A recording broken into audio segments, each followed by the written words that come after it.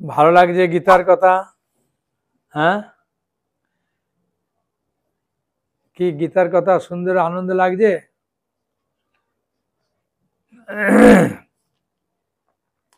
তাহলে আমরা গত ক্লাসে দ্বিতীয় অধ্যায় সাংখ্যযোগ আমরা শেষ করেছি, তাই না? তা সাংখ্যযোগ দ্বিতীয় অধ্যায়ে আমরা জানি 72টা শ্লোক আছে এবং প্রথম ভগবান দ্বিতীয় অধ্যায়ের 2 নম্বর শ্লোকে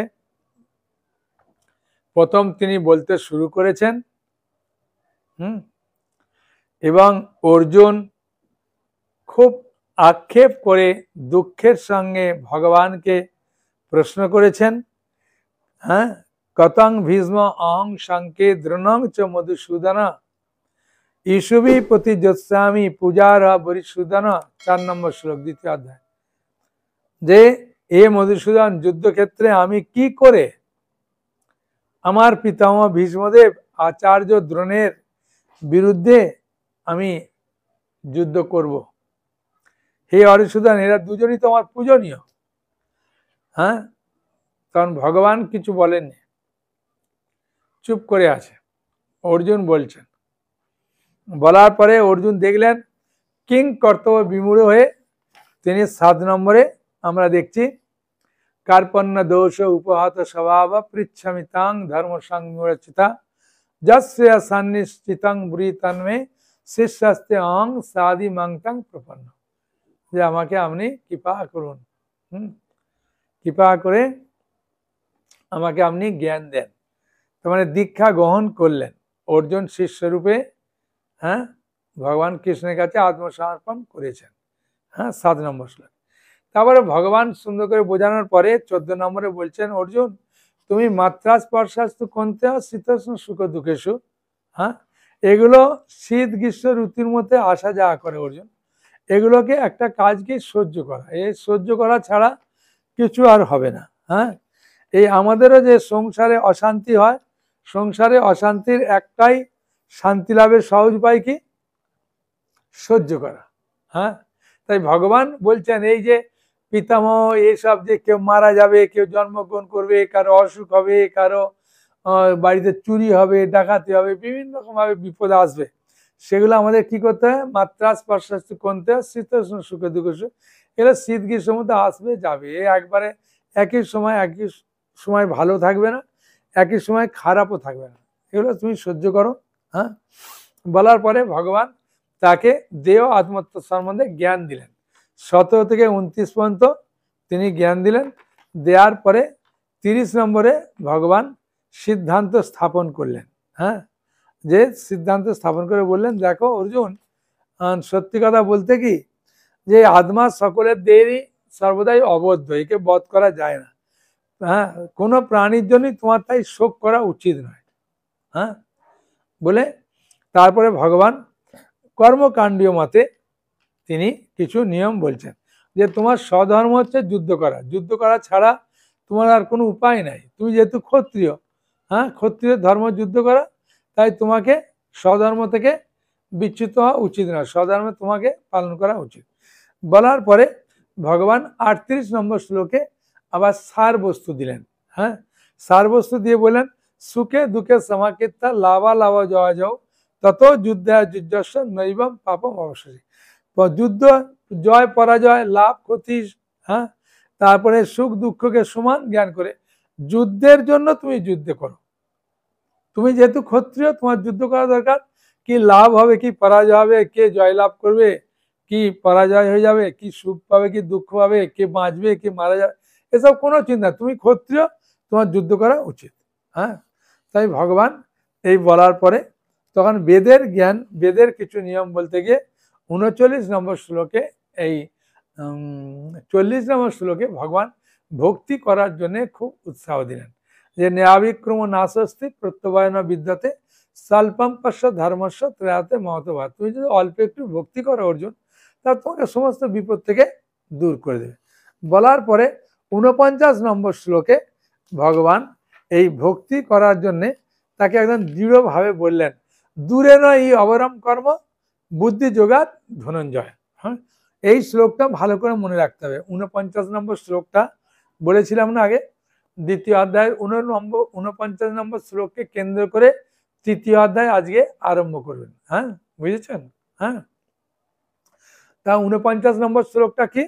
49 নম্বর শ্লোক, দূরে নয় ই অবরম কর্ম বুদ্ধি যোগাত ধনঞ্জয়। তুমি এক কাজ করো, তুমি দূরে পরিত্যাগ করে দাও এ বুদ্ধি যোগাত ধনঞ্জয়।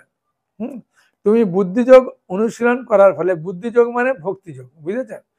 তা বুদ্ধিযোগ আর একই, ভক্তিযোগ একই। তাই তুমি ভক্তি অনুশীলন করে তুমি, হ্যাঁ, মানে বুদ্ধ শরণম ইচ্ছা কৃপণা ফল এতব। হ্যাঁ, বলছেন বুদ্ধিযোগের দ্বারা সকাম কর্ম থেকে তুমি দূরে থাকো হে ধনঞ্জয়। সমবুদ্ধির মাধ্যমে বুদ্ধিযোগের আশ্রয় নাও, যার ফলে কর্মফলে হেতু কর্মত্যাগ করে তারা হীন। বলে ভগবান তাকে খুব সুন্দর করে বোঝালেন। হ্যাঁ, যে তোমার এই দূরে নয় এই অবরম কর্ম, তোমার এই যে কর্ম করার যে বাসনা, হ্যাঁ, মানে কোন কর্ম করার না, সকাম কর্ম করার বাসনা, সেই সকাম কর্ম করার বাসনাটাকে ভগবান খুব সুন্দরভাবে বললেন যে এটাকে তুমি দূরে ফেলে দাও, বুঝেছেন? তখন অর্জুনের মনে খুব আনন্দ হলো। কেন? অর্জুনের ইচ্ছা ছিল কি? অর্জুনের ইচ্ছা ছিল যে আমি সন্ন্যাস হয়ে ভিক্ষাবৃত্তি অবলম্বন করে খাবো। তখন যখনই বলেছে তুমি কর্ম থেকে দূরে থাকো, তখন অর্জুন মনে খুব আনন্দ পেয়েছে, যাক আমাকে তাহলে আর যুদ্ধ করতে হবে না, আমি এখন সন্ন্যাসী হয়ে বনে চলে যাবো। হ্যাঁ, তাই বলছে দূরে ন মানে দূরে পরিত্যাগ করে দাও। হ্যাঁ, হি অবরম মানে নিকৃষ্ট কর্ম। নিকৃষ্ট কর্ম মানে যুদ্ধ করাটাকে অর্জুন ভাবছে কি? অর্জুন ভাবছে যুদ্ধ করাটা হচ্ছে নিকৃষ্ট কর্ম, হ্যাঁ, আর সন্ন্যাস নেওয়াটা হচ্ছে ভালো কর্ম। তাই অর্জুনের মনে খুব আনন্দ হয়েছে। হ্যাঁ, তাই এই কথাটা, হ্যাঁ, বুদ্ধি যোগাত ধনঞ্জয়, অর্থাৎ ভগবত ভক্তির ফলে এ ধনঞ্জয় তুমি নিকৃষ্ট কর্মটাকে ত্যাগ করে দাও। অর্জুনের মনে হলো তাহলে নিকৃষ্ট কর্ম মানে এখানে যুদ্ধ করা, আর ভক্তিযোগ করা মানে জঙ্গলে গিয়ে ভিক্ষাবৃত্তি অবলম্বন করা, এটা হচ্ছে বুদ্ধিযোগ বা ভক্তিযোগ। অর্জুনের মনে খুব চিন্তাটা এটা হলো। তো 49 নম্বর শ্লোকের পরে ভগবান বলতে গিয়ে এই 53-54 নম্বর শ্লোকে, এই 53 52 আর 53 এই দুটো শ্লোকে দেখুন কি বলছে, যে এবার পরমেশ্বর ভগবানের অর্পিত নিষ্কাম কর্ম অভ্যাস করতে করতে তোমার বুদ্ধি যখন মহরূপ গভীর আরণ্যকে সম্পূর্ণ অতিক্রম করবে। 52 নম্বর শ্লোক খুলুন, দ্বিতীয় অধ্যায়। তোমার বুদ্ধি যখন মহরূপ গভীর আরণ্য সম্পূর্ণ অতিক্রম করবে, তুমি যা কিছু শুনেছ, যা কিছু শ্রবণীয়, সে সবের প্রতি তুমি নিরপেক্ষ হতে পারবে। হ্যাঁ, বুঝেছেন? মানে ভগবানের সেবায় তুমি যুক্ত হবে। তাই 53 বলছে তোমার বুদ্ধি যখন আর বেদের বিচিত্র ভাষার দ্বারা আর সঞ্চালিত হবে না, যে এটা করলে এটা পাবো, এটা করলে এটা পাবো, এরকম দ্বারা যে আমার বিচলিত করেছে এটা পাবে না, আত্ম উপলব্ধির সমাধিতে স্থির হবে, তখন তুমি দিব্য জ্ঞান লাভ করে ভক্তিযোগে অধিষ্ঠিত হবে। এই যে কথাটা দিয়েছে লাস্টে, দেখেছেন? তুমি দিব্য জ্ঞান লাভ করে ভক্তিযোগে অধিষ্ঠিত হবে। হ্যাঁ, এই কথাটা যখন বলেছে তখন অর্জুনের মনে হলো, আচ্ছা যারা দিব্য জ্ঞান লাভ করে ভক্তিযোগে অধিষ্ঠিত হয়, হ্যাঁ, তাহলে তাদের লক্ষণটা কি? হ্যাঁ, তারা কিরকম কথা বলে, কিরকম আচরণ করে, কিরকম বিচরণ করে, 4টে প্রশ্ন 54 নম্বরে করলো। আর সেই 54 নম্বর করার পরে ভগবান সেগুলোর পরপর উত্তর দিয়েছে। এখন আমরা তৃতীয় অধ্যায় আরম্ভ করব, ঠিক আছে?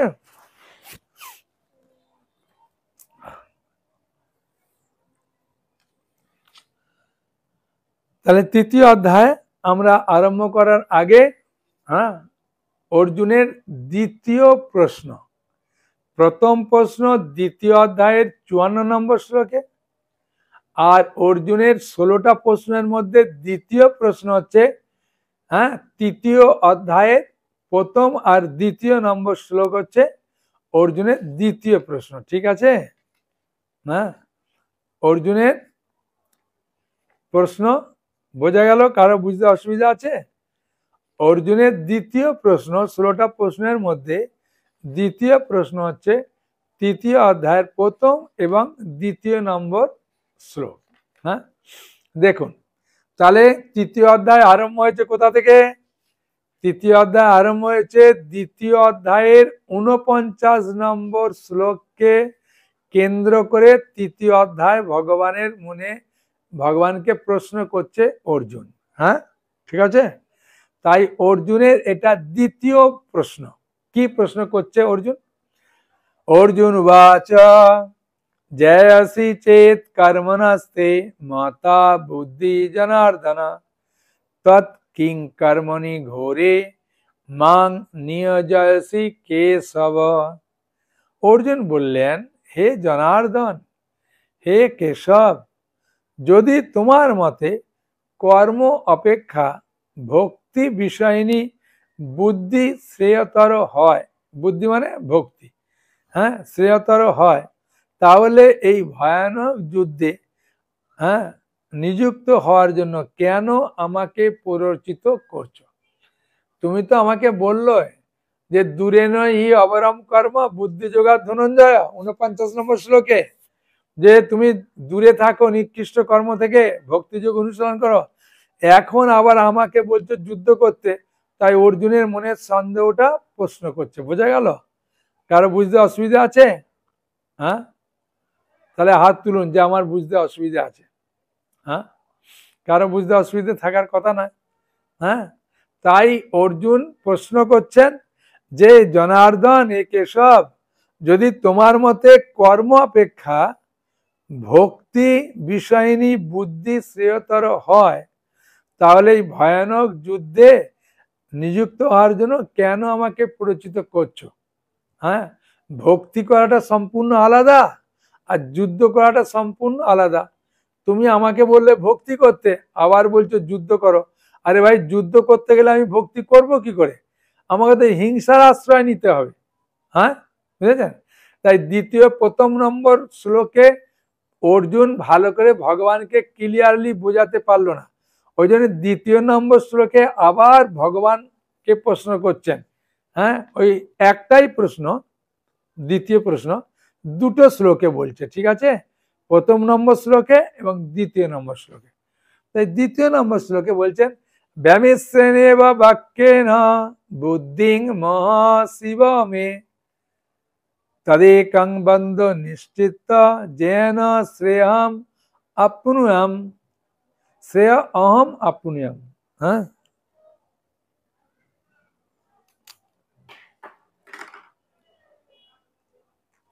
ব্যামিশ্রেণেব, হ্যাঁ, ব্যামিশ্রেণেব মানে দ্বার্থবোধক, মানে আমাকে তুমি দুরকম কথা বলছো। একবার বলছো ভক্তি করতে, একবার বলছো যুদ্ধ করতে। তা আমার মনে তো বিভ্রান্ত হয়ে যাচ্ছে। হ্যাঁ, বুঝেছেন? তা কোনটা করব আমায় বলো। হ্যাঁ, তা অর্জুনের মনে যেরকম ভাবে দ্বার্থবোধক প্রশ্ন হয়, আমাদের গৃহস্থ সংসারেও এরকম দুরকম ভাবে কথাবার্তা মাঝে মাঝে চলে। বুঝেছেন?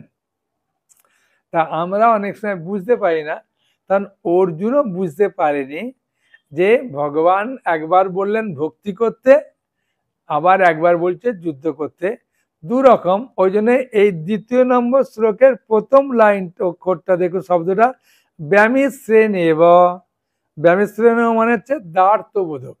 দ্বার্থবোধক মানে দুরকম কথা বলছো আমাকে। হ্যাঁ, তাই বলার পরে ভগবান এবার উত্তর দিচ্ছেন অর্জুনকে। হ্যাঁ, অর্জুনকে কি উত্তর দিচ্ছে? শ্রী ভগবান উবাচ লোকে অস্মিন দ্বিবিধা নিষ্ঠা পুরা পোক্ত ময়া নগা জ্ঞান যোগেন সংখ্যানাং কর্ম যোগেন যোগিনাম। হ্যাঁ, পরমেশ্বর ভগবান বললেন, হ্যাঁ, অর্জুনকে এবার কেমন সুন্দর হয় বলছে দেখুন। হে নিষ্পাপ অর্জুন, মানে অর্জুন তোমার মধ্যে কোনো পাপ নেই। আসলে তুমি বুঝতে পারছো না ব্যাপারটা। যেমন বাচ্চা ছেলে মনে পাপ থাকে না, মা বাবাকে দেখবেন অনেক রকম প্রশ্ন করে, বিরক্ত করে। বুঝেছেন? ওদের মনে কোনো পাপ থাকে না। সেরকমভাবে অর্জুনকে ভগবান খুব সুন্দরভাবে বলছে, অর্জুন তোমার মনে যে সন্দেহ হয়েছে এটা পাপের কারণে হয়নি, এটা তুমি নিষ্পাপ, ঠিক আছে। আমি ইতিপূর্বে ব্যাখ্যা করেছি যে দুই প্রকার মানুষ আত্ম উপলব্ধির চেষ্টা করে। এই জগতে দুই প্রকার মানুষ আছে আত্ম উপলব্ধির চেষ্টা করে। কিছু লোক অভিজ্ঞতা লব্ধ দার্শনিক জ্ঞানের মাধ্যমে আলোচনা করে, নিজেকে জানতে চায়, অন্য তার ভক্তির মাধ্যমে জানতে চায়। হ্যাঁ, সেই জন্য আমি বলেছি তুমি বুঝতে পারোনি অর্জুন, তা আমি তোমাকে বুঝিয়ে দিচ্ছি, তুমি মন দিয়ে শোনো। তাই ভগবান এবার বলবেন, অর্জুন শুধু শ্রবণ করবেন, ঠিক আছে। 4 নম্বর শ্লোক, না কর্মণম অনারম্ভাৎ নৈষ কর্মা পুরুষ অশ্নুতে না চ সন্ন্যাসনাৎ এব সিদ্ধিম সমাধি গচ্ছতি। অর্জুন শোনো, কেবল কর্মের অনুষ্ঠান না করার মাধ্যমে কর্মফল থেকে মুক্ত হওয়া যায় না, আর কর্ম ত্যাগের মাধ্যমে সিদ্ধি লাভ করা যায় না। দুটো কথা অর্জুন, হ্যাঁ বুঝেছেন, খুব সুন্দর কথা। কেবল কর্মের অনুষ্ঠান না করার মাধ্যমে কর্মফল থেকে মুক্ত হওয়া যায় না, যে আমি কর্ম অনুষ্ঠান করব না তাই কর্মের ফলও আমি ভোগ খাবো না, হ্যাঁ করবো না। আর কর্ম ত্যাগের মাধ্যমে সিদ্ধি লাভ করা যায় না, আমি কর্ম ত্যাগ করে দিলাম, হ্যাঁ তার মধ্যে আমি সিদ্ধি লাভ করব। অর্জুন ভগবান বলছেন এই দুটোই অর্জুন ভুল। হ্যাঁ, যেমন আপনি যদি নৌকা নিয়ে নদীর এপার ওপার করেন, নৌকাটার একটু ক্ষতি হবে, কিন্তু নৌকাটাকে যদি পাড়ে বেঁধে রেখে দেন, মনে করবেন যে আমার নৌকার ক্ষতি হবে না, ও ধাক্কা মেরে মেরে মেরে মেরে পাড়ে, সে একটু ক্ষতি হবে। হ্যাঁ, চালালেও যেমন নৌকা চালালেও যেমন পারাপার করলে নৌকাতে ক্ষতি হবে, তুমি পাড়ে বেঁধে রাখলেও তোমার ক্ষতি হবে। আর তুমি যদি মনে করো যে পাড় থেকে আমি তুলে রাখবো নৌকাকে উঁচুতে, তাহলে উই পোকা বা কোনো কিছুতে ক্ষতি করবে। তাই ভগবান পুরো সময় সুন্দর বলছেন যে তুমি কর্মের অনুষ্ঠান না করার মাধ্যমে কর্মফল থেকে মুক্ত হবে না, আর কর্ম ত্যাগ করার মাধ্যমে তুমি সিদ্ধি লাভ করবে না অর্জুন। হ্যাঁ বুঝেছেন। হ্যাঁ, তা আমরা অনেক সময় বলি না যে আমি কাজও করব না খাবো না, হয় নাকি?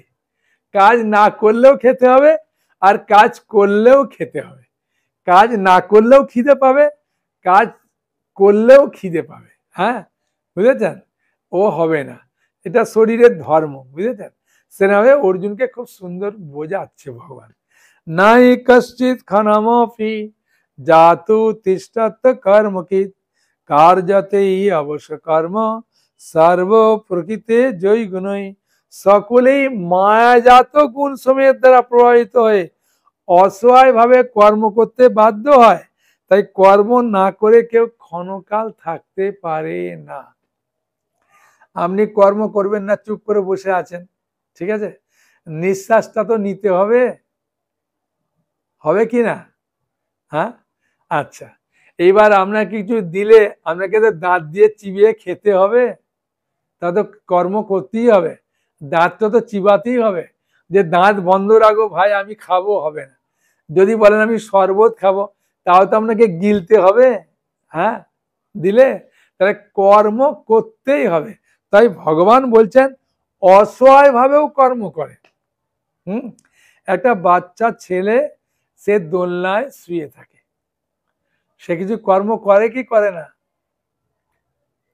হ্যাঁ, বাচ্চাটাও কর্ম করে, যদি না কান্না করে তার মা কোলেও নেবে না আর দুধও খাওয়াবে না, তাকে কান্না করতেই হবে। হ্যাঁ, কান্নাটা কর্ম। হ্যাঁ বুঝেছেন, নাহলে উপায় নেই। সেটা বলছে অসহায় ভাবেও কর্ম করতে হয়। 6 নম্বর শ্লোক, কর্মেন্দ্রিয়াণি সংযম্য যস্তে মনসা স্মরণা ইন্দ্রিয়ার্থান বিমূঢ়াত্মা মিথ্যাচারস উচ্যতে। অর্জুন ভালো করে শোনো, যে ব্যক্তি পঞ্চ কর্মেন্দ্রিয় সংযত করে মনে মনে শব্দ রস আদি ইন্দ্রিয়গুলো বিষয় স্মরণ করে, সেই মূঢ় অবশ্যই নিজেকে বিভ্রান্ত করে, তাকে মিথ্যাচারী ভণ্ড বলা হয়ে থাকে। একবারে ভগবান অর্জুনকে, হ্যাঁ আস্তে আস্তে ঘষতে ঘষতে একবার একটু জোরে দিল ঘষে, যে অর্জুন ভালো করে শোনো, হ্যাঁ তুমি যদি মনে করো আমি কাজ টাজ করবো না, চুপ করে বসে থাকবো, তাহলে মনে মনেও তুমি তো চিন্তা করবে, হ্যাঁ মনে মনেও তো স্মরণ করবে, তাহলে সেটা তো মানে মিথ্যাচারের মতো। হ্যাঁ বুঝেছেন, যদি কোনো ব্রহ্মচারী বলে আমি বিয়ে করব না, হ্যাঁ বিয়ে করলে খাওয়াতে হবে, কষ্ট করতে হবে, আমি ঠিক আছে, যদিও মনে মনে কোনো মেয়ে চিন্তা করে তাহলে তো ভণ্ডচারী, মিথ্যাচারী হয়ে গেল। হ্যাঁ সে তো তুমি আরো বিপদে। সেটাই ভগবান এখানে সুন্দরভাবে বলছেন যে অর্জুন তুমি বলছো কর্ম করব না, ঠিক আছে, কিন্তু মনে মনে চিন্তা করছো, এ করছো, হ্যাঁ বিভিন্ন রকম খাবার চিন্তা করছো, গরম গরম জিলিপি যদি আসে আমার কাছে খাবো, এরকম চিন্তা করছো, ওগুলো বলছে স্মরণ করছো, সেগুলো বলছে তুমি মিথ্যাচারী, ভণ্ড তুমি তাহলে।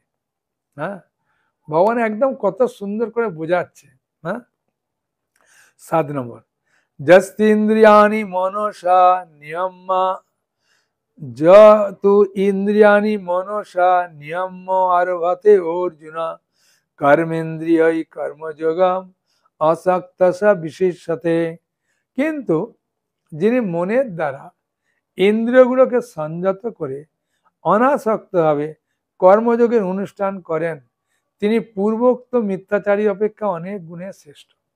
এবার ভগবান অর্জুনকে বলছে, অর্জুন শোনো শোনো, ভালো করে শোনো, যিনি মনের দ্বারা ইন্দ্রিয়গুলোকে কন্ট্রোল করেছে, করে কাজ করছে অনাসক্ত ভাবে, কোনো আসক্ত হবে না, আমার কর্তব্য কর্ম, হ্যাঁ মায়ের কাজ রান্না করা, প্রভুদের কাজ টাকা রোজগার করে নিয়ে আসা, আমার কাজ আমি করলাম, তোমাদেরকে দিয়ে দিলাম, তোমরা যা পারো করো, হ্যাঁ এইভাবে অনাসক্ত হয়ে, কোনো আসক্ত হয়ে না, তিনি ওই পূর্বের মিথ্যাচারী অপেক্ষা অনেক শ্রেষ্ঠ অর্জুন।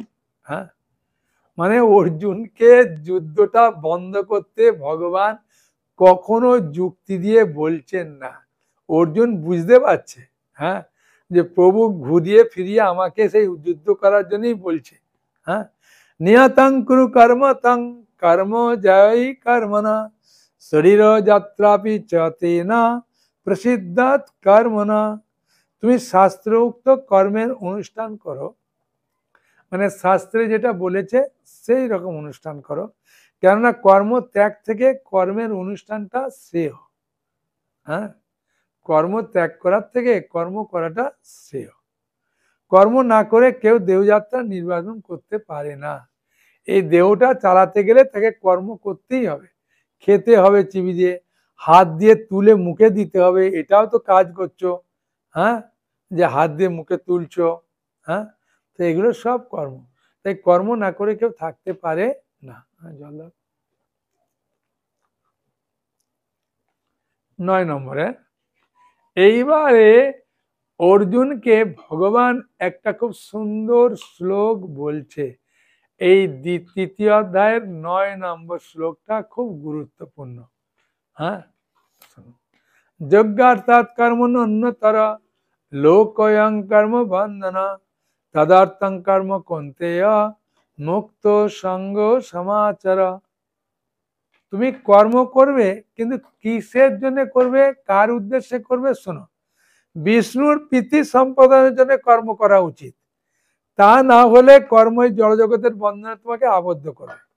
হে কৌন্তেয়, ভগবানের সন্তুষ্টি বিধানের জন্যই কেবল তোমার কর্তব্য কর্ম অনুষ্ঠান করো, এইভাবে তুমি সর্বদাই বন্ধন থেকে মুক্ত থাকতে পারবে।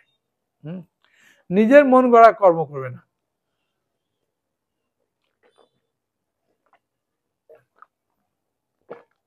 নিজের মন গড়া মানে মানে আমার যেটা ভালো লাগে আমি সেটা করব, আমার যেটা খেতে ভালো লাগে আমি সেটা করব। হ্যাঁ বুঝেছেন, তা ভগবান অর্জুনকে বলছেন, অর্জুন এরকম নয়, হ্যাঁ বিষ্ণুর প্রীতি সম্পাদনের জন্য কর্ম করো। তা বিষ্ণুর প্রীতি সম্পাদন করতে গেলে আপনি কি করে বুঝবেন যেটা বিষ্ণুর প্রীতি সম্পাদন নয়? সেই জন্য বলছেন শাস্ত্র উক্ত কর্ম করো। এই যে 8 নম্বর শ্লোকে বলো না, তুমি শাস্ত্র উক্ত কর্ম করো, 8-এ দেখুন, শাস্ত্র উক্ত কর্ম মানে শাস্ত্রে যেটা নির্দেশ আছে, হ্যাঁ সেটা তুমি কর্ম করো। হ্যাঁ শাস্ত্র ছাড়া তুমি যেটা বলছে ওরকম কর্ম করবে না, বুঝেছেন। যেমন একটা উদাহরণ দিই, একটা বাংলাদেশের ছেলে আমাকে প্রশ্ন করলেন, প্রভু আমি পদ্মার একটা বড় ইলিশ মাছ নিয়ে এসেছি বাড়িতে, আমি কত ওজন হবে? বলছে প্রায় 2-2.5 কিলো ওজন হবে। আমি বললাম খুব ভালো। তখন বলছেন আমি এই ইলিশ মাছটা দিয়ে আমি ভাত খাবো আজকে। তাহলে আমি যে ইলিশ মাছটা দিয়ে ভাত খাবো, তাহলে ইলিশ মাছের মধ্যে একটাই প্রাণ আছে? আমি বললাম হ্যাঁ। তা বলছে ওই প্রাণটা তাহলে আমি নষ্ট করে খাবো? আমি বললাম হ্যাঁ। আর আপনি যদি বলেন যে আমি কচি কচি পালং শাকের ঝোল খাবো, তাহলে আপনাকে বলুন কতগুলো পালং শাক তুলতে হবে? পুরা গোড়া সমেত তুলতে হবে কচি পালং হলে। আমি বললাম হ্যাঁ অনেক তুলতে হবে। তাহলে ওইটা রান্না করে খাবেন? আমি হ্যাঁ খাবো। তাহলে কতগুলো গাছকে আপনি হত্যা করছেন? আমি অনেক গাছকে করছি। তাহলে কতগুলো প্রাণ আপনি নষ্ট করছেন? আমি অনেকগুলো প্রাণ নষ্ট করছি। তাহলে পাপটা কার বেশি হবে, আপনার না আমার? আমি বললাম বাহ খুব সুন্দর প্রশ্ন তোমার। হ্যাঁ, তুমি একটা প্রাণ নষ্ট করছো। বা আমি যদি মূলা তুলি, মূলা তুললে তো পুরা গাছটা তুলতে হবে, তা মূলাতে একটাতে সবজি হবে না। হ্যাঁ, প্রায় 10-12-15টা মূলা তুলতে হবে, সবজি হবে। তাহলে আপনি কতগুলো প্রাণ নষ্ট করছেন, আর আমি একটা প্রাণ নষ্ট করছি। তাহলে পাপটা আমার হবে না আপনার হবে? আমি বললাম বাহ খুব ভালো। হ্যাঁ, আমি বললাম এটা কি বলে শাস্ত্রোক্ত কর্ম। তোমার যে প্রশ্নটা করেছো, তোমার প্রশ্নটা করেছো খুব সুন্দর। এটা শাস্ত্র উক্ত প্রশ্ন। গীতার 3য় অধ্যায়ের 8 নম্বর শ্লোককে কেন্দ্র করে তুমি প্রশ্ন করেছো, আর আমি উত্তর দেব 9 নম্বর শ্লোককে কেন্দ্র করে উত্তর দেব। তুমি শোনো ভালো করে। যেমন এখন যুদ্ধ হচ্ছে, হ্যাঁ, এখন পাকিস্তানের যদি 100টা সৈন্যকে আমাদের ভারতের কোন সৈন্য মেরে দিয়েছে, পাকিস্তানের 100টা সৈন্যকে ভারতের একজন সৈন্য কমান্ডারের আদেশে একদম পটপট করে গুলি মেরে দিয়েছে, সব মারা গেছে। তাহলে ওকে সরকার কি করবে? ভারত সরকার কি করবে? ভারত সরকার ওকে পুরস্কার দেবে। হ্যাঁ, কমান্ডারের আদেশে 100টা লোককে, সৈনিককে, ওদের বিপক্ষ পার্টিকে মেরে দিতে, তাই কমান্ডার ওকে পুরস্কার দেবে। কিন্তু ওই ব্যক্তি বাড়িতে গেছে, বাড়িতে গিয়ে কোনো চায়ের দোকানে দুধ কম দিয়েছে বলে চায়ে ও একটা গিয়ে থাপ্পড় এরম করে মেরেছে। মারার পরে ওই খবরটা চলে গেল কমান্ডারের কাছে। কমান্ডার ওকে 3 মাস সাসপেন্ড করে দিল। তার প্রাণে মারলো না, শুধু থাপ্পড় মারলো, 3 মাস সাসপেন্ড করলো। আর 100টা সৈন্যকে মারলো, পুরস্কার করলো। কেন না, 100টা সৈন্যকে মারার সময় কমান্ডারের আদেশ ছিল, আর এই গালের থাপ্পড় মারাতে কমান্ডারের আদেশ ছিল না। তাই তোমার এই মাছটা খাওয়ার কমান্ডারের আদেশ নেই। আর আমি যে মূলা তুললাম বা পালং শাক অনেকগুলো তুলে রান্না করলাম, ওটা কমান্ডারের আদেশ আছে, ওই জন্যে অনেক মারলেও পাপ হলো না। তুমি একটা মারলে তাই তোমার পাপ হয়ে গেল। তাই কমান্ডারের আদেশটা ভগবান সেটাই 9 নম্বর শ্লোকে দিচ্ছে। যজ্ঞার্থাৎ কর্মণ্যতর লোক অয়ং কর্ম বন্ধনা তদার্থং কর্ম কুন্তেয় মুক্ত সঙ্গ সমাচারে। যে ভগবান বিষ্ণুর প্রীতি সম্পাদনের জন্য তুমি যদি কর্ম করবে, সেটা কর্মবন্ধনে আবদ্ধ করবে না। নিজের ইচ্ছা মতো করলে কর্মবন্ধনে আবদ্ধ করবে। এটা হচ্ছে শাস্ত্রের নিয়ম। ঠিক আছে? 10 নম্বর শ্লোক। সযজ্ঞা প্রজা সৃষ্টা পুরোবাচ প্রজাপতি অনেনা প্রবিশদ্দমেশ বহ অস্তু ইষ্টক কামদুক। বলছে সৃষ্টির প্রারম্ভে সৃষ্টিকর্তা ব্রহ্মা যজ্ঞাদি সহ প্রজা সকল সৃষ্টি করে বলেছিলেন, এই যজ্ঞের দ্বারা তোমরা উত্তরোত্তর বৃদ্ধি হও, এই যজ্ঞ তোমাদের সমস্ত অভীষ্ট পূরণ করবে, ব্রহ্মা বলেছিলেন। তারপরে 11 নম্বরে বলছেন কিরকম ভাবে যজ্ঞ করবে। হ্যাঁ, দেবান ভাবে অতা অনেনা তে দেবা ভয়ন্তুভ পরস্পরং ভাবয়ন্ত শ্রেয়া পরম অবাপসত। বলছে তোমাদের যজ্ঞ অনুষ্ঠানে প্রীত হয়ে দেবতারা তোমাদের প্রীতি সাধন করবেন। এইভাবে পরস্পরের প্রীতি সম্পাদন করার মাধ্যমে তোমরা পরম মঙ্গল লাভ করবে। বুঝেছেন? মানে এই জড়জগতে দেখাশোনার জন্য ভগবান বিভিন্ন দেবদেবীর উপর ন্যস্ত করেছে। বুঝেছেন? যেমন প্রধানমন্ত্রী বিভিন্ন মন্ত্রীদের নিয়োগ করে, সেরকমভাবে ভগবান বিভিন্ন দেবদেবীদের নিয়ন্ত্রণ করেছে, মানে সেবা দিয়েছে। বায়ুর দেবতা করেছেন পবন দেবকে, হ্যাঁ, বৃষ্টির জন্য ইন্দ্রকে করেছে, হ্যাঁ, তাপ দেওয়ার জন্য সূর্যদেবকে করেছে। এসব বিভিন্ন ডিপার্টমেন্টের হেড করে দিয়েছে। টাকা কড়ির জন্য মা লক্ষ্মীকে রেখেছে, বিদ্যার জন্য সরস্বতী দেবীকে রেখেছে।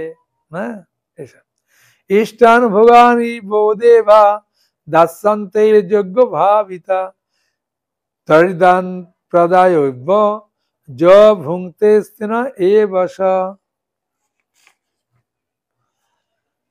বলছে ইষ্টান ভোগান ই ব দেবান।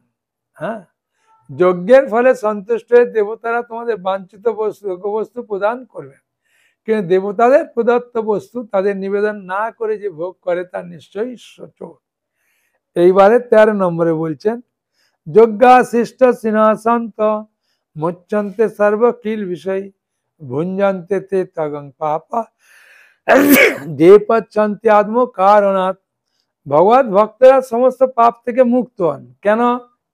কমান্ডারের আদেশে যুদ্ধ করে, কমান্ডারের আদেশে খাওয়া দাওয়া করে। কারণ তারা যজ্ঞ অবশিষ্ট অন্নাদি গ্রহণ করেন। যারা কেবল স্বার্থপরে নিজেদের ইন্দ্রিয় তৃপ্তির জন্য অন্নাদি পাক করে তারা কেবল পাপ ভোজন করে। মানে নিজের জন্য যদি কেউ স্বার্থে, বললাম চায়ের দোকানে একটা টুক করে মেরেছে, শাস্তি পেয়ে গেল, কিন্তু 100 টাকা মারলো, পুরস্কার পেল। তাই বলছেন ভগবত ভক্তরা পাপ থেকে মুক্ত। কেন? ভগবত ভক্তরা ভগবানকে ভোগ নিবেদন করে খায়, হ্যাঁ, ভগবানকে দিয়ে খায়।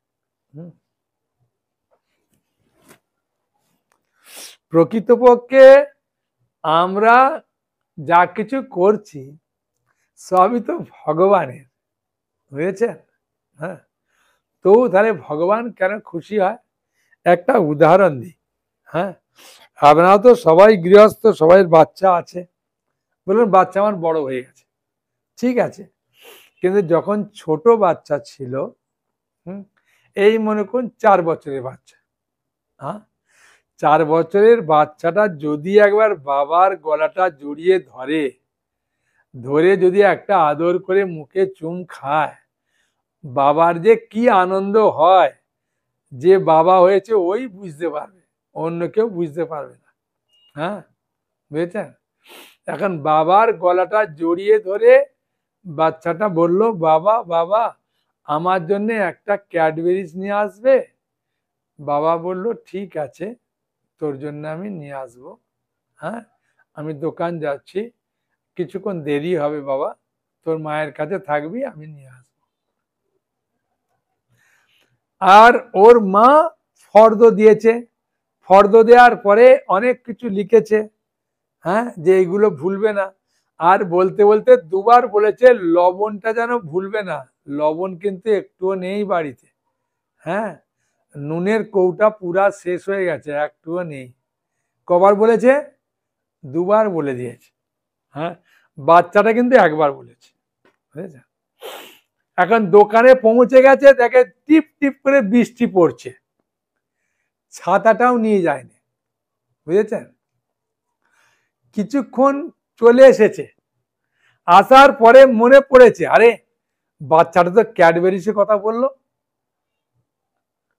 তোর বাবা কি করবে? ওই বৃষ্টি পড়লেও কিন্তু আস্তে আস্তে দোকানে গিয়ে ক্যাডবেরিজটা নিয়ে আসবে। আর যদি ওই কিছু দূর চলে এসেছে, লবণটা আনতে ভুলে গেছে, তাহলে ও কি মনে করবে জানেন? বলবেন বলে দেবো যে লবণ ভুলে গেছি, তুমি কৌটোটা ধুয়ে দিয়ে দাও, আজকে আর আমি যাচ্ছি না, বৃষ্টি পড়ছিল আমি যাইনি। হ্যাঁ লবণ ছাড়া খাবো, হ্যাঁ বলে দেবে বাড়িতে স্ত্রীকে। কিন্তু ক্যাডবেরিজটার সময় বলবে না বাচ্চাকে যে বাবা ভুলে গেছি, বাবার যাবে, কেন গলাটা জড়িয়ে ধরে বলেছে, তাই যাবে গিয়ে নিয়ে আসবে। হ্যাঁ বুঝেছেন? এইবার নিয়ে আসার পরে বাচ্চাটার ক্যাডবেরিজটা দেখে ওর মা বলছে যে বাবা তোর বাবা তোর জন্য ক্যাডবেরিজটা আমাকে একটু দাও না, না দেবো না। ওর দিদি বলছে ভাই দে না আমাকে, না দেবো না। হ্যাঁ দাদা বলছে ভাই আমার একটু দে, না দেবো না, আমি বাবাকে দেব। হ্যাঁ ইতিমধ্যে মনে করুন বাবা পান খাচ্ছে, হ্যাঁ আসার পরে ওর মা একটা পান সাইজে পানও খাচ্ছে। এখন বাচ্চাটা বলছে বাবা ক্যাডবেরিজ তুমি না খেলে খাবো না। তা বাবা ক্যাডবেরিজটা বাচ্চাটা খুলতেও পারে না, বাচ্চাটাকে ক্যাডবেরিজটা বাবা খুলে দিল, দেওয়ার পরে গলাটা জড়িয়ে ধরে বলছে বাবা তুমি না খেলে আমি ক্যাডবেরিজ ফেলে দেবো। ওর বাবা খাবে, কতটা খাবে, একটু সামান্য রকম মুখে একটু ঠেকিয়ে দেবে, দিয়ে বলবে এই নে বাবা খেলাম, যা তুই খা। এতে ওর বাবার হৃদয়টা একদম ভরে আনন্দে যাবে, পয়সাটা বাবার, আনলো বাবার, খুললো বাবার, সবকিছু করে দিল বাবা, শুধু গলাটা জড়িয়ে ধরে বলেছে বাবা তুমি না খেলে আমি খাবো না, তুমি একটু খাও, আর একটু সামান্য দাঁতে ঠেকিয়েছে। হ্যাঁ বুঝেছেন? তাতেই বাবার মনে আনন্দ হলে বাবা আমার বাচ্চা আমাকে এত ভালোবাসে, আমাকে ছাড়া একটুও খাবে না, ওর মাকে দিল না, দিদিকে দিল না, দাদাকে দিল না, আমাকে দিল, এত ভালোবাসে।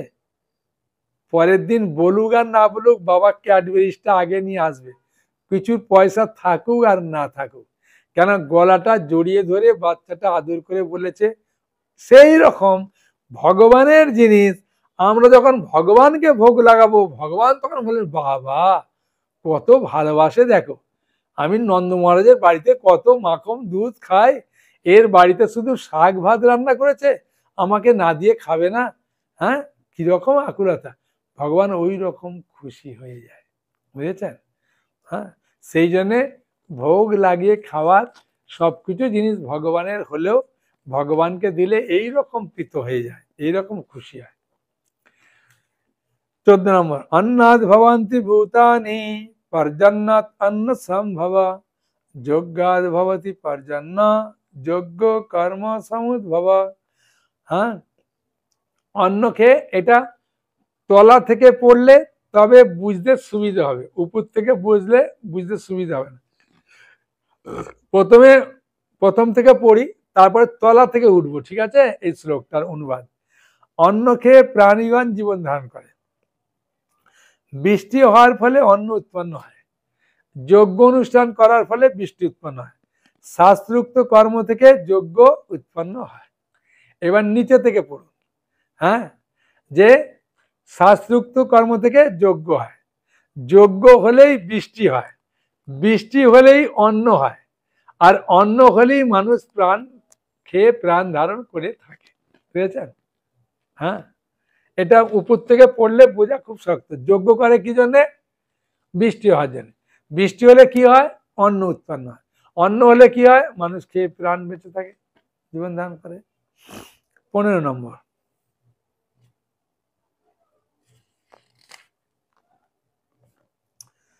কর্ম ব্রহ্ম উদ্ভবন বিদ্ধি ব্রহ্ম অক্ষর সমুদ্ভবম তস্মাৎ সর্বগতং ব্রহ্ম নিত্যং যজ্ঞে প্রতিষ্ঠিতম। যজ্ঞাদি কর্ম থেকে, যজ্ঞাদি কর্ম বেদ থেকে উদ্ভূত হয়েছে। হ্যাঁ যজ্ঞ যে কর্মগুলো কোথা থেকে উদ্ভূত হয়েছে? বেদ থেকে। হ্যাঁ আর বেদ অক্ষর পরমেশ্বর ভগবান থেকে প্রকাশিত হয়েছে। হ্যাঁ বেদ হচ্ছে ভগবানের মুখনিসৃত বাণী। অতএব সর্বব্যাপক ব্রহ্ম সর্বদা যজ্ঞে প্রতিষ্ঠিত আছেন। হ্যাঁ সর্বব্যাপক ব্রহ্ম সর্বদা যজ্ঞে প্রতিষ্ঠিত আছেন। যজ্ঞ কথাটার অর্থ কি? যজ্ঞ কথাটার অর্থ হচ্ছে হ্যাঁ যে বিষ্ণুর প্রীতি সাধন করাটাই হচ্ছে যজ্ঞ। হ্যাঁ বুঝেছেন? যজ্ঞই বিষ্ণু, মানে যজ্ঞটা হচ্ছে ভগবানের প্রীতি সম্পাদন করাটাকে বলা হয় যজ্ঞ। আমরা যে জপ করি এটা একটা জপযোগ্য, হরিনাম যোগ্য। হ্যাঁ, ভগবানের প্রীতি সম্পাদন করাটাই যোগ্য। তাই আমরা বলি যে আমরা হরিনাম যজ্ঞ করছি, ভাগবত যজ্ঞ হচ্ছে ওখানে। হ্যাঁ, বুঝেছেন? 16 নম্বর, एवं प्रवर्तितं चक्र नानुवर्तयत्यज अगायुरिन्द्रियाणाम मगं पार्थ सजीवति। हे अर्जुन, যে ব্যক্তি এই জীবন, যে ব্যক্তি, হে অর্জুন, যে ব্যক্তি এই জীবনে বেদের দ্বারা প্রতিষ্ঠিত যজ্ঞ অনুষ্ঠানের পন্থা অনুসরণ করে না, সেই ইন্দ্রিয় সুখ পরায়ণ পাপী ব্যক্তি বৃথা জীবন ধারণ করে। এ অর্জুন, যে এই জীবনে বেদের দ্বারা প্রতিষ্ঠিত যজ্ঞ অনুষ্ঠানের পন্থা অনুসরণ করে না, মানে ভগবানের নির্দেশ মতো চলে না, সেই ইন্দ্রিয় সুখ পরায়ণ ব্যক্তি, পাপী ব্যক্তি বৃথা জীবন ধারণ করে। হ্যাঁ, বুঝেছেন?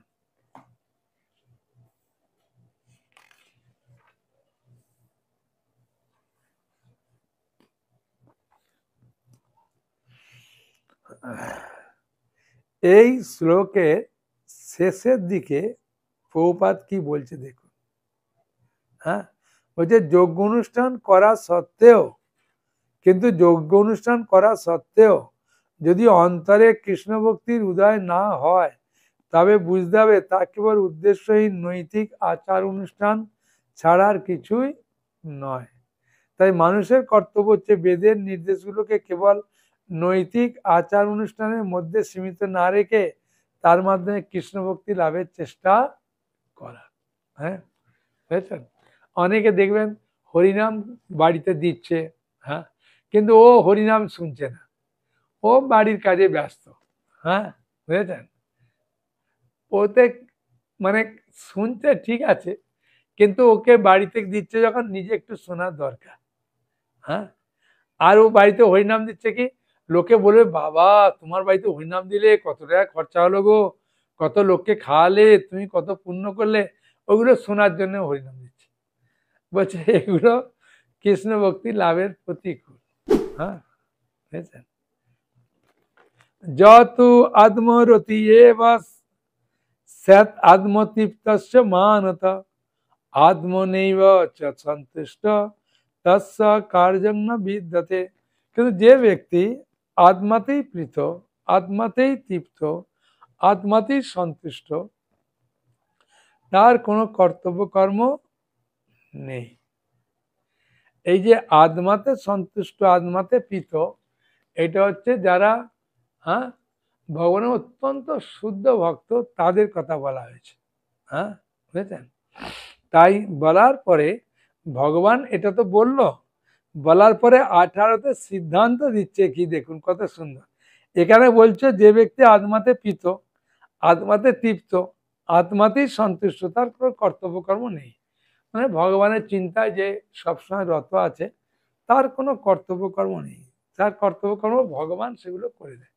কিন্তু 18 নম্বর শ্লোকে বলছে নৈব তস্য কৃতেনার্থা না কৃতেন কশ্চন না তস্য সর্বভূতেষু কষ্টিৎ কষ্টিৎ অর্থ ব্যাপাশ্রয়।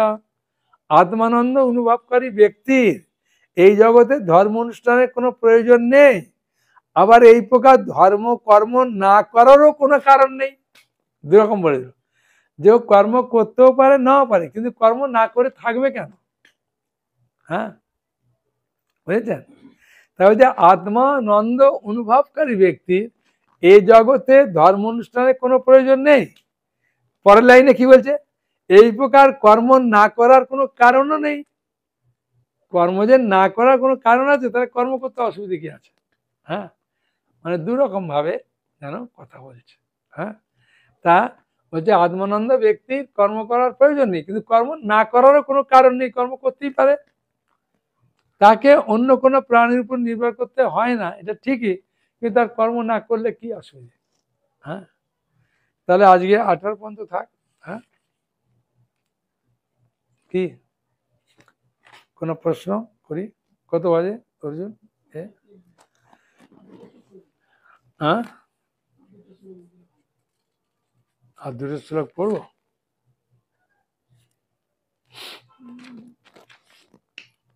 तस्मात् 19 নম্বর, तस्मात् असक्त सततं कार्यं कर्म समाचर असक्त चरण कर्म परम आपनोति पुरुष। বলতেন অতএব কর্মফলের প্রতি আসক্তি রহিত হয়ে, খুব সুন্দর কথা, সিদ্ধান্ত দিল, অতএব কর্মফলের প্রতি আসক্তি রহিত হয়ে কর্তব্য কর্ম সম্পাদন করো। অনাসক্ত হয়ে কর্ম করার ফলেই মানুষ পরতত্ত্বকে লাভ করতে পারে। বুঝেছেন? এর একটা সুন্দর উদাহরণ দিই, বুঝেছেন? একজন বলছে, প্রভু আমি তো গৃহস্থ, তা আমার তো ছেলে মেয়ের প্রতি আসক্তি আছে, ওটা ত্যাগ করব কি করে? ওটা কি ছেড়ে চলে যাব? আমি না, ছেড়ে চলে যেতে হবে না। যখন দোকানদারের কাছে কাস্টমার যায়, দেখেছেন ফর্দটা নিয়ে, তখন দোকানদার বড় ফর্দ দেখে একটা ভালো হাসি দেয়, দিয়েই বলে বসো, হ্যাঁ, ফর্দটা নেয়, হ্যাঁ, আর ওই ভদ্রলোকও বসে থাকে। আর যাই ফর্দর মালপত্র দিল, বুঝিয়ে দিল, দেওয়ার পরেও টাকাটা নিল, নেয়ার পরে ওই কাস্টমারও দোকানদারকে চিনতে পারে না, আর দোকানদারও কাস্টমারকে চিনতে পারে না। ও দেখলো ভাই আমি পয়সা দিয়ে দিচ্ছি, মাল হয়ে গেছে, সঙ্গে সঙ্গে বেরিয়ে পালিয়ে আসে, ও আর ওই দোকানে বসে গল্প করে না। আর দোকানদারও জানে যে কাস্টমার থেকে ভাই মাল দিয়েছি, পয়সা নিয়েছি, ওকে আমার দরকার নেই, অন্য কাস্টমারের ফর্দ নিয়ে ওর সঙ্গে কথা বলবে, এর দিকে আর তাকাবে না। হ্যাঁ, তাই উদ্দেশ্যটা কি হলো, যতক্ষণ মাল নিচ্ছে, আদান প্রদান করছে, ততক্ষণ কথাবার্তা চলছে ভালোবাসা, যাই মালপত্র দেওয়া হয়ে গেল, কথাবার্তা ভালোবাসা শেষ। সেরকমভাবে গৃহস্থ মানুষ সংসারের মধ্যে থাকবে, ছেলে মেয়ে তাদের সঙ্গে এরকমভাবে আদান প্রদান করবে, যতটা প্রয়োজন ততটা করবে। হ্যাঁ, তাহলে দেখবেন ভালো। অনেক বাড়িতে দেখবেন পুরুষ মানুষ ও স্ত্রীর কাছে ঘ্যান ঘ্যান করে ঘোরে এটা সেটা, আর ওই বাড়িতে দেখবেন রাত দিন খাই ঝগড়াই হয়। হ্যাঁ, ওই ওর কাজ, ভাই তোমার পয়সা দিলাম, দিলাম, আমি বাইরে চলে গেলাম। দেখবেন যে স্বামী ওই স্ত্রীকে যা কিছু প্রয়োজন দিয়ে বেরিয়ে চলে যায়, ওর বাড়িতে ঝগড়া কম। আর যে স্বামী স্ত্রীর কাছে সবসময় ঘোরাফেরা করে, হ্যাঁ, এটা করে, ওটা দেখে, ওটা দেখে, ওই বাড়িতে দেখবেন অশান্তি বেশি, ঝগড়া, হ্যাঁ, খুটখাট চলে যায়। হ্যাঁ, সে যাই হোক, বেশি গৃহস্থর কথা বলে লাভ নাই। এখন প্রশ্ন উত্তর দিই। আজকে তাহলে 19 নম্বর শ্লোক পর্যন্ত থাকলো, ঠিক আছে? তাহলে আজকে যে তৃতীয় অধ্যায় আমরা বুঝতে পারলাম 19টা শ্লোকে, যে অর্জুন প্রশ্ন করলেন, প্রথম এবং দ্বিতীয় নম্বর শ্লোকে প্রশ্ন করেছেন ভগবান, হ্যাঁ, খুব সুন্দরভাবে, যে আমাকে আপনি ব্যামিশ্রে নেব, দ্বার্থবোধক বাক্যের দ্বারা আমাকে বিভ্রান্ত করছে। একবার বলছে যুদ্ধ করো, একবার বলছে কর্ম ত্যাগ করে ভক্তি করো। আমি বুঝতে পারলাম না। ভগবান বলছেন, অর্জুন তোমার বুঝতে অসুবিধা হচ্ছে, আমি দুই ধরনের মানুষ এই জগতে থাকে, তাদের কথা বলছি, তুমি শোনো। সুন্দর করে বোঝালেন। বোঝানোর পরে ভগবান তারপরে বললেন যে অর্জুন তুমি যে কর্ম করবে না, তুমি যদি বলো আমি কর্ম ত্যাগ করে থাকবো, পারবে না। এই জগতের মানুষকে অসহায়ভাবে সবাইকে কর্ম করতে হয়, কর্ম ছাড়া কেউ থাকতে পারে না। হ্যাঁ, তবে অর্জুন কার প্রীতি সম্পাদনের জন্য কর্ম করবে? 9 নম্বরে, যজ্ঞার্থাৎ কর্মোন্নতর লোকয়ং কর্মবন্ধনা তদার্থং কর্ম করতে মুক্ত সঙ্গ সমাচার। বিষ্ণুর প্রীতি সম্পাদনের জন্য যজ্ঞ করো, ঠিক আছে? হ্যাঁ, যজ্ঞ করার পরে তারপরে ভগবান বললেন যে যজ্ঞ করো, এই যজ্ঞের কথা ব্রহ্মাজি স্বয়ং বলেছিলেন। হ্যাঁ, বলার পরে বললেন ভগবত ভক্তরা পাপ থেকে মুক্ত হয়, কারণ তারা ভোগ লাগিয়ে খায়। বলার পরে তারপরেতে ভগবান অর্জুনকে আরো কয়েকটা কথা বললেন। হ্যাঁ, যে হ্যাঁ, যে তুমি কর্ম করো, আর এই জীবনে যে যজ্ঞ করছো, এই যজ্ঞটা মানে পরমেশ্বর ভগবানের দ্বারা অনুমোদিত, তার নির্দেশ মতো সবকিছু করো, তাহলে তোমাকে কর্মবন্ধনে আবদ্ধ হতে হবে না। বলে 19 নম্বরে বললেন যে কর্মফলের প্রতি আসক্তি রহিত হয়ে যারা কর্ম করে, হ্যাঁ, সেই কর্মই মানুষকে পরতত্ত্ব লাভে সাহায্য করে। বলুন বাবা, অনেকগুলো প্রশ্ন হয়ে গেছে, 5টা প্রশ্ন উঠেছে, 6টা। হ্যাঁ, বলুন। হরে কৃষ্ণ মহারাজ। হ্যাঁ, বলুন। হ্যাঁ, আচ্ছা বলছি, এই যে ধরুন এই যে যজ্ঞ, মানে জপযজ্ঞ, ভগবান বলেছেন যজ্ঞের মধ্যে আমি হচ্ছি জপযজ্ঞ। আচ্ছা, এই যজ্ঞ যখনই বলা হয় তখনই আমরা একটা কল্পনা করি হ্যাঁ, আমরা সাধারণত যজ্ঞ বলতে ওইটাকেই মনে করি, একটা কুণ্ড বানাবে, আহুতি দেবে, ওং সাহা হা, হ্যাঁ ওং সাহা হা বলে দেবে। হ্যাঁ, তো ওইটারও এই জপযজ্ঞে ভগবান, যজ্ঞ কথার অর্থ আমি কি বলেছিলাম, যে বিষ্ণুর প্রীতি সম্পাদন করা কি বলা হয় যজ্ঞ। যজ্ঞ বই বিষ্ণু, যজ্ঞ মানেই ভগবানের বিষ্ণুর প্রীতি সম্পাদনের জন্য যেটা করা হয় ওটাকেই বলা হয় যজ্ঞ। ঠিক আছে। হ্যাঁ, এখন একটা কর্মকাণ্ডীয় যজ্ঞ আছে, যেমন বিবাহের সময় যজ্ঞ হয়, হ্যাঁ বিভিন্ন কারণে যজ্ঞ হয়, ওই একটা মন্ত্র দিয়ে যজ্ঞ আছে। আর এই জপযজ্ঞ বলতে, এই জপযজ্ঞ মানে এই হরে কৃষ্ণ কৃষ্ণ কৃষ্ণ হরে হরে, হরে রাম রাম রাম হরে হরে, এটা করতেন মানে বিষ্ণুকে সন্তুষ্ট বিধানের জন্য এই হরিনাম করছেন। এই হরিনাম করার অধিকার তো আমাদের ছিল না, আমাদের গুরুদেব আমাদেরকে হরিনাম করার জন্য বলছেন। হ্যাঁ, ভগবান চৈতন্য মহাপ্রভু আমাদেরকে হরিনাম করার জন্য বলছেন। ওই জন্য ভগবানের সন্তুষ্ট বিধানের জন্য যেটা করি ওটাই যোগ্য। এই জপের কলিযুগের জন্য, এটা দশমাদে বলছেন জপের মধ্যে আমি হচ্ছে জপযোগ্য। হ্যাঁ, অহম যোগ জপযোগ্য অস্মি, আমি যজ্ঞের মধ্যে জপ, তার মানে ভগবানের বিষ্ণুর প্রীতি সম্পাদনে আমরা যে হরিনাম করছি এটা ভগবানের সন্তুষ্ট বিধানের জন্য করছি। ঠিক আছে সুরেশ বাবু? হ্যাঁ, আচ্ছা, এইটা ধরুন, এই যে ধরুন জব যখন করছি আমরা, তখন এই যে ধরুন মানে এই যে ধরুন মনোযোগ দিয়ে করতে পারছি না, তখন কি সেটাকেও তাহলে যোগ্য বলে ধরা হবে? এখন আপনি স্কুলে গেছেন, মাস্টার, এখন মনটা বাড়িতে পড়ে আছে কিন্তু স্কুলে প্রেজেন্ট দিয়েছেন, তা সরকার টাকাটা দেবে কিন্তু আপনাকে, বুঝেছেন? কিন্তু যেটা উচিত নয় যে আমি স্কুলে পড়াচ্ছি আমার মনটা বাড়িতে পড়ে আছে, হ্যাঁ, কিন্তু যেহেতু প্রেজেন্ট আছেন ওই জন্য তার ফলটা দেবে না তা না। ভগবান যেহেতু কলিকালে আমাদের মন এমনিতেই চঞ্চল, তা চঞ্চল মনে করলেও আস্তে আস্তে মন যখন আমাদের স্থির হবে তখন ভগবান খুব সন্তুষ্ট হবে। ঠিক আছে, তা প্রথম অবস্থা জপ করতে গেলে আমাদের মন যাবে। আপনার ঘরে ঝাড়ু আপনি দেন না মাতাজি দেয়? হ্যাঁ, কে ঝাড়ুটা দেয় সুরজিৎ বাবু? হ্যাঁ, হ্যাঁ স্যার শুনতে পাচ্ছেন? যেমন আমরা যখন ঝাড়ু দিই না, তখন প্রথমে তো ঝাড়ু দিলে ময়লাটা ওড়ে, তা ময়লাটা ঘরেরই ময়লা, বুঝেছেন? তা ঝাড়ু যদি দেখে যে ময়লা উঠছে, বাবা ঝাড়ু দেবো না, তাহলে ঘরেই থাকবে যেমন, সেরকম আমাদের জব করতে গেলে আমাদের ময়লাগুলো তো ওড়ে, আমাদের হৃদয়েরই ময়লা আস্তে আস্তে জব করতে যাবে। হ্যাঁ, আমারও জব করতে গেলে যে কোথায় চিন্তা যায় বলতে আর পারি না, হ্যাঁ হাজার জায়গায় চলে যায়। তো আমি তখন মনে করি বাবা তোর কাজ তুই কর, আমি জব করেই যাই, আর কি করব, টেনে আনলেও থাকে না। তা আস্তে আস্তে আমাদের হবে, অভ্যাস তো করতে হবে, বৈরাগ্য গির্জতে অভ্যাসটা ধীরে ধীরে হবে। ঠিক আছে, আর কার প্রশ্ন ছিল? হরে কৃষ্ণ প্রভু, দণ্ডবোধ প্রণাম নেবেন। আমি বন্দিতা গতিকা আক্ষি বলছি। হরে কৃষ্ণ, শোনা যাচ্ছে? হরে কৃষ্ণ। হ্যাঁ শুনতে পাচ্ছি, বলুন। বলছি যে প্রভু, যে এই যে গীতাতে, সমগ্র গীতায় যেটা বলছে যে নিজের ইন্দ্রিয় তৃপ্তির জন্য করলে সেটি কর্মটা হচ্ছে কর্মবন্ধন, আর ভগবানের জন্য তৃপ্তির উদ্দেশ্যে যেটা করা হচ্ছে সেটা কর্মফলের বন্ধন থেকে মুক্ত হচ্ছে। তো আগে তো আমরা এসব কিছু করতাম না ভগবানকে নিবেদন, তো ইস্কনে আসার পর আমরা যখন জানলাম, ধরুন এটা যখন জানলাম যোগার্থ কর্মণ, তারপরে যখন জানলাম যোগশিষ্টাসীন সন্ত মুচ্যন্তে সর্বকিল বিষয়, বা যখন জানলাম যৎপরশী যদস্নাসী দৈত্যহর্ষী, যখন জানলাম তখন আমরা সেটা ভগবানকে নিবেদন করে আমরা গ্রহণ করি।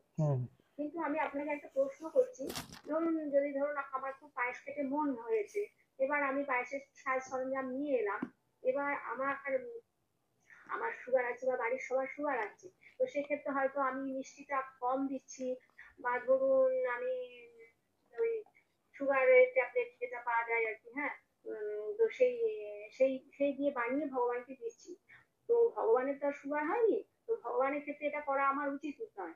তাহলে আমি এটা তো নিজের ইন্দ্রিয় তৃপ্তি করছি কিন্তু ভগবানকে অফার করে দিচ্ছি, তাহলে কি কর্মফলের বন্ধন থেকে মুক্ত হতে পারবো না পারবো না? হ্যাঁ পারবেন, ভগবান जो জানে, जो ও আমার পায়েস দেওয়ার ইচ্ছা কিন্তু ওর সুগার আছে, সেজন্য একটু চিনিটা কম দিয়েছে। আমি যখন নন্দ মহারাজের বাড়িতে খাবো তখন বেশি করে চিনি দিয়ে খাবো। ওই মাতাজির বাড়িতে খাই একটু চিনি কম দিয়ে খাই, ভগবান তখন কিচ্ছু মনে করে না, ওটা ইন্দ্র তৃপ্তি হয় না। এই শ্লোকটা আর ওই 31 নম্বর শ্লোকটা আমার একটু কন্ট্রাডিক্ট লাগে। ওখানে যেটা বলছে যে মে মতমিদং নিত্যং অনুতিষ্ঠন্তি মানবা শুদ্ধবান্ত অনুসন্ধিত মুচ্ছন্তে তেতি কর্মবি। ভগবান ওখানে বলেছেন যে প্রভুপাদ ব্যাখ্যায় দিয়েছেন যদি শ্রদ্ধাবান অসুয়ারোহিত হয়ে সেটা অর্পণ করে তাহলে কর্মফলের বন্ধন থেকে মুক্ত হয়। তাহলে কর্মফলের বন্ধন থেকে মুক্ত হওয়া যাচ্ছে তো? কোনো চিন্তা নেই, আপনি ওইভাবে করুন, ভগবান দেখবে যে বাবা কতজন করে না, ও তো তবু করছে ভাই, একটু মিষ্টি কম দিক, অসুবিধে নেই। হ্যাঁ, করুন। আর কার প্রশ্ন আছে? হরে কৃষ্ণ বাবু, ধন্যবাদ প্রণাম। হ্যাঁ, ওই যে 17 নম্বর শ্লোকে যেটা আছে না, এই অনুবাদ এবং তাৎপর্যটা একটু বুঝতে পারিনি। মানে বলছেন যে ব্যক্তি আত্মাতেই তৃপ্ত এবং আত্মাতেই তৃপ্ত আর আত্মাতেই সন্তুষ্ট, তার কোনো কর্তব্য কর্ম নেই। মানে যিনি সম্পূর্ণভাবে কৃষ্ণ ভাবনাময় এবং কৃষ্ণ সেবায় যিনি সম্পূর্ণভাবে মগ্ন, তার অন্য কোনো কর্তব্য নেই। মানে অন্য কোনো কর্তব্য বলতে এখানে মানে কি বোঝাতে চাইছেন? ওটা অন্য কোনো কর্তব্য বলতে তার ওই যে পিতৃপুরুষের জন্য শ্রাদ্ধ করা, আহ্নিক করা, হ্যাঁ, এইসব কর্তব্য কর্ম করার আর দরকার নেই। মানে এই নয় যে তার ভাই ওই সংসারে চাল নেই, চাল আনতে বলতে বারণ করছে, এইসব নয়। ওই কর্তব্য কর্ম নেই, যেগুলো কর্মকাণ্ডে যে কর্তব্য কর্ম, হ্যাঁ, পিতৃ শ্রাদ্ধ থেকে আরম্ভ করে তর্পণ থেকে আরম্ভ করে এই সবগুলো তার দরকার নেই।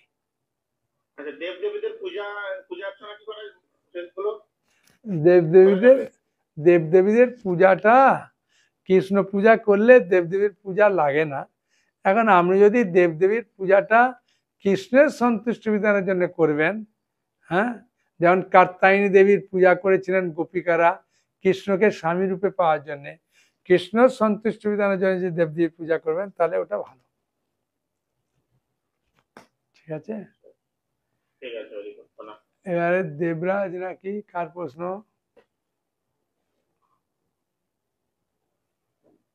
কার প্রশ্ন আছে? হ্যাঁ বলুন। প্রভু, আমার একটা প্রশ্ন ছিল, এই তো আজকে বলা হলো যা করছো ভগবানের জন্য করো, বা যা করো সমস্ত কিছু ভগবানের জন্য করা উচিত। আমরা সবসময় তো চেষ্টা করি ভগবানের জন্য কিছু না কিছু করতে।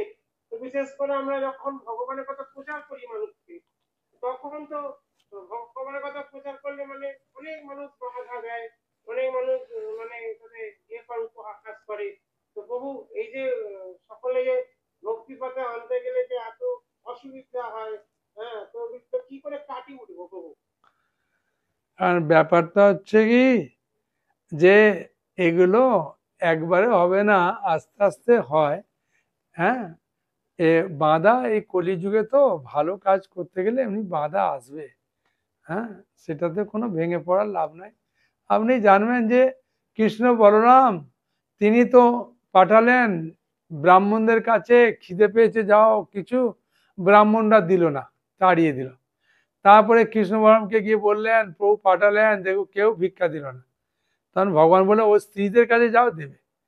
হ্যাঁ, ও স্ত্রীদের কাছে গেল, তখন স্ত্রীরা একদম ধামা ভর্তি করে, একদম গামলা ভর্তি করে সব কিছু নিয়ে এলো, বুঝেছেন? তা একজন ভালোবাসবে, একজন ভালোবাসবে না, প্রচার এরকম আসে, এরকম হয়, অসুবিধা নেই। বুঝতে পেরেছি, মানে যখন কোনো ভক্ত হলে, যখন আমরা যখন কষ্ট করে যখন ভক্তি পথে আনি, তখন তারপরে তারা যখন মানে আমাদের থেকে ত্যাগ করে চলে যাচ্ছে, তখন মানে কষ্ট হয় প্রভু। হ্যাঁ, এটা মানে সেই ভাবি মাঝে মাঝে প্রচার কি বন্ধ করে দেবো, নাকি এরকম বলবো না ভগবানের কথা বলি, এটা মনে হয় মাঝে মাঝে। ও যতটা এসেছে ততটা লাভ, তাই না? বাচ্চা ছেলেকে মা ভালো করে মানুষ করে, আর বৌমা এলে মা বাচ্চা তখন মাকে আর দেখে না। তার মানে কি মা তখন বলবে, বাবা জগতে সবাইকে বলে দেবে এই বাচ্চাকে আর মানুষ করিস না ভাই, এই বড় হলে আমার মতো দেখ, তোকেও ছেড়ে পালাবে। তো মা ছাড়ে, মা দেখবেন ভালোই বাসে। বলুন এটিকা, হ্যাঁ এটিকা নাকি ইটিকা বলো? তারপরে মুনমুন, ইটিকা বলবে কিছু প্রশ্ন? আচ্ছা মুনমুন মাতাজি বলুন, বলুন আপনি বলুন। হ্যাঁ প্রণাম, বল। হ্যাঁ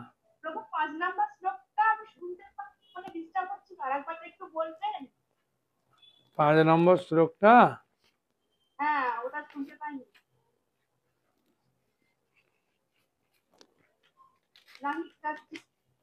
নাই কশ্চিৎ ক্ষণমপি জাতো তিষ্ঠত কর্মকিত কার্যতেই অবশ্য কর্ম সর্বা প্রকৃতি জয় গুণই।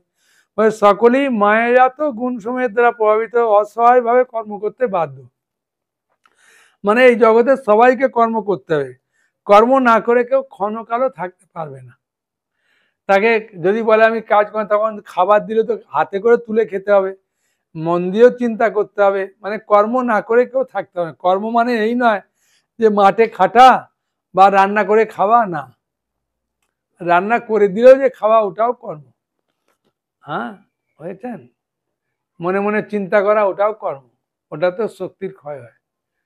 হ্যাঁ বাচ্চা মেয়ে, বাচ্চা ছেলে দোলনায় শুয়ে থাকে, ও যখন খিদে পায় কান্না করে, মানে ওকে কর্ম করতে হচ্ছে, তবে ওর মা ওকে ডেকে খাওয়াচ্ছে যে আমার ছেলের খিদে পেয়েছে। হ্যাঁ আচ্ছা, আর কার প্রশ্ন আছে? দেখো দেখো তাড়াতাড়ি বলো।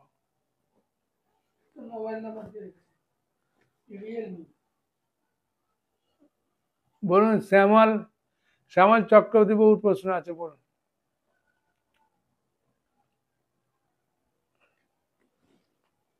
শ্যামল চক্রবর্তী বলুন। হ্যাঁ বলছি 9 নম্বর শ্লোকে, হ্যাঁ 9 নম্বর শ্লোকে একটা মাছের উদাহরণ দিয়েছিলেন। হ্যাঁ তো হ্যাঁ মাছটা কাটলে আমি কর্মবন্ধনে আবদ্ধ হয়ে যাবো, আর আমি যে 7 পাতা তুলি তাহলে আমি কর্মবন্ধনে আটকাবো না। সেটা আমি আজকে সকালে করেছি। আমার স্ত্রী একটা মাছ ধরেছিল, ওই মাছটা আমি জলে ফেলে দিয়েছি। আমি এটা কি ঠিক করেছি না ভুল করেছি? এখন মাছটা এখন তো ও আমরা স্ত্রী কাছে আছে, যদি বৃষ্টি হয়েছিল, ভেতরের দরজার সামনে এসেছিল, দেখে দিয়েছিল ছেলে খাবে বলে। আমি বলেছিলাম না, জীব হত্যা করো না। এই আজকে 9 নম্বর শ্লোকটা থেকে আমার খুব ভালো এখন ওটা স্বামী স্ত্রীর ব্যাপার, তো কিছু বললে তখন আপনিও কিছু বলে দেবেন, একটা অশান্তি হবে, ওকে ভালো করে বলবেন দেখো এগুলো না খেলে ভালো। হ্যাঁ এখন যদি পয়সা দিয়ে কিনে আনে, আপনি যদি ফেলে দেন, তখন তো এখন দুজনের মধ্যে ঝগড়া হবে। বাবা আমি ওই ঝগড়ার মধ্যে ঢুকছি না তাহলে। হ্যাঁ বুঝেছেন? বস্তা ভেসে এসছে, বস্তা। আচ্ছা আচ্ছা তাহলে ঠিক করেছেন আর কি। এখন ওকে বলবেন যে দেখো মাছ না খেলে ভালো, যতটা পারেন, সংসারের ব্যাপার তো, মানে যতটা পারা যায় স্বামী স্ত্রীতে বুঝিয়ে টুজিয়ে চললে ভালো, নাহলে একটু হ্যাঁ। তা আপনার স্ত্রীর তো ভালো বুদ্ধি আছে দেখছি, ওই যে আস্তে আস্তে হবে। তখন ওকে বলেননি যে, ওকে তখন বলেননি আপনি যে দেখো তো আমরা দুজনে তো অনেকদিন মাছ খেলাম, হ্যাঁ কি আর পেলাম, তাই এখন আমি যখন ছেড়ে দিচ্ছি, আমি তো তোমার স্বামী, তুমিও ছেড়ে দাও, ভালো, তোমার ভালোর জন্য তো আমি সবসময় চেষ্টা করি, এরকম। ছেলে খেতে পারলো না, ঘরে মাছ মাংস বন্ধ করে দিয়েছি, আরেকটি মাছ ধরে নিরামিষ খাই, ভগবত গীতা পাঠ দেরি করি, দুবেলা জব করি। তুমি করছো করো, ছেলেকে কেন পালন করছো? এখন ওগুলো খুব কঠিন প্রশ্ন, সংসারের ব্যাপার তো, এখন আর আমি বলছি না, আমাদের সময়ও শেষ হয়ে গেছে। হরে কৃষ্ণ কৃষ্ণ কৃষ্ণ হরে হরে, হরে রাম রাম রাম হরে হরে, হরি বল। সকালে ভালো থাকুন, আনন্দে থাকুন।